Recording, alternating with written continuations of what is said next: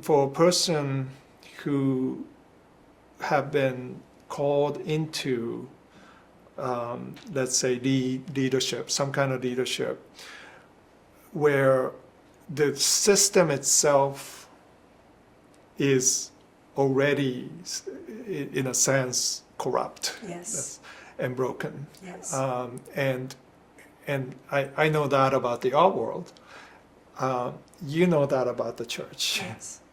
And I have this term, culture care, Yes. where you basically insist that this is not a battleground where somebody wins and somebody loses.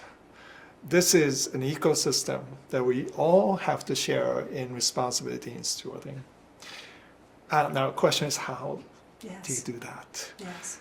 Can you speak into how we can, as the church, move into from fighting culture wars, defensive position, to something that is creative and Yes. imaginative and Yes. hopeful? I hope to be able to.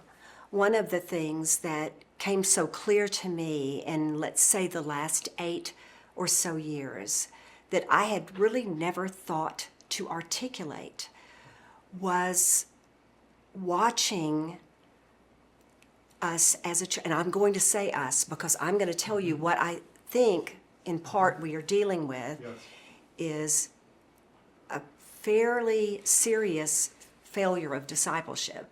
And so understand, I've spent my whole adult life in discipleship and my whole life in church. So I do not separate myself from any part of that. I am complicit in it. So let me say that. But it became so clear to me that somehow there has become a separation in between what is pro-Christian and what is actually Christ-like.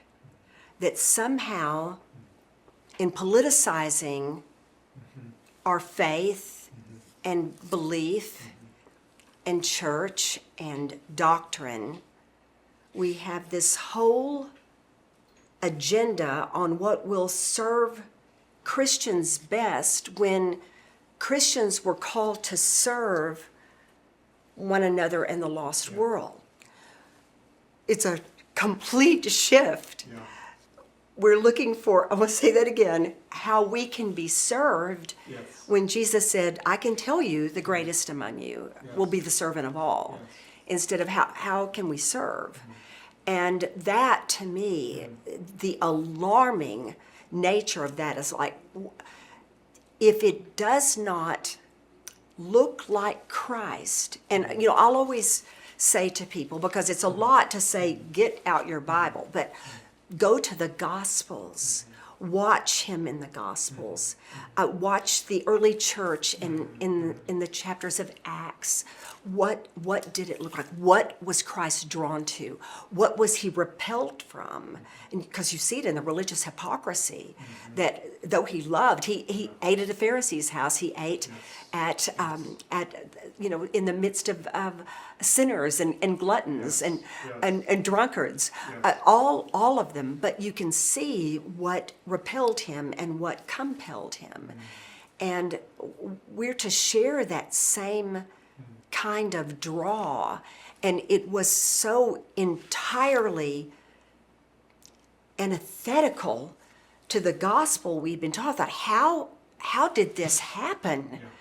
And I think that what happens is that over time, which is the only way it's also going to see any kind of change and transformation, is going to be over time doing it differently, but that it became something that was just accepted. I don't think most people, if you just drove to your neighborhood church and you talked about nationalism, say for instance, Christian nationalism, would most people think there would be anything anti-gospel about that whatsoever? And I'm talking about salt of the earth people.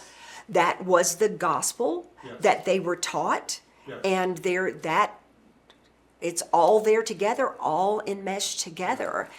And it's extremely troublesome because we are seeing now we're seeing the repercussions of that. We're seeing the fruit of that. One of the things that we have so many commonalities in the things that we find interesting. Yeah. I'm certainly no artist, but these are things that are important to me, and that is seeing the fruit of something. Yes. What's born from it? Yes. That we must check continually. Yes. Because it's not just what it appears to be in the moment, Right. but did good fruit come from it? Yes. And good fruit has not come from the mixing, to me, of, I'm not talking about that I don't believe in godly and Christian politicians and people in government. Of course I do. But I'm talking about the conflation Yes. of this, Americanized form of Christianity that we have taken to be the gospel, that somehow has got to unravel, Yes. and we've got to start Yeah, we have to. again, Yeah. and start, Mako, slowly. Talk about slow art, and that's a phrase important to you. That's the only way we have, is that in our sphere of influence, we, as much as we know how, Yeah. we try to teach the truth as we believe Christ extended it to us.